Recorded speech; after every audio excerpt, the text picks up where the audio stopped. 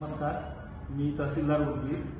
त्याचप्रमाणे माझ्या समवेत आपल्या ACF मॅडम तांबे मॅडम आहेत आणि PI अभिषेक शिंदे साहेब आहेत। सर्व उदगीरकर नगरवासियांना माझं निवेदन आहे की आज सकाळी साधारणतः 5:20 दरम्यान किल्ला परिसरामध्ये एका बिबट्या सदृश्य प्राण्याची त्या परिसरामध्ये प्राणी दिसल्याचं निदर्शनास आलेलं आहे।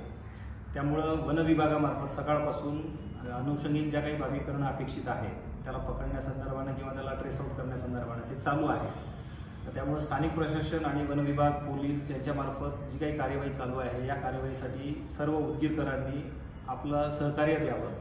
त्याचप्रमाणे विशेषतः सकाळपासून जे काही व्हिडिओ फिरत आहेत त्याच्यामध्ये काही या प्रकरणाशी संबंधित नसलेले जुने व्हिडिओ सुद्धा काही लोक व्हायरल करत आहेत। मी त्या सर्वांना सांगू इच्छितो की आपत्ती व्यवस्थापन कायदा 2005च्या सेक्शन 54 प्रमाणे हा गंभीर गुन्हा आहे। अशा व्यक्तीला 1 वर्षापर्यंत शिक्षा सुद्धा होऊ शकते। त्यामुळं वातावरण खराब न करता सर्वांनी प्रशासनाला सहकार्य करावं आणि जिथं कुठं परत लोकांना आजच्या रात्री बिबट्या आढळून आला असेल तर त्या लोकांनी त्या बिबट्याला त्याच्या पाठीमागे न लागता किंवा आरडाओरडा न करता प्रशासनाशी तात्काळ संपर्क करावा।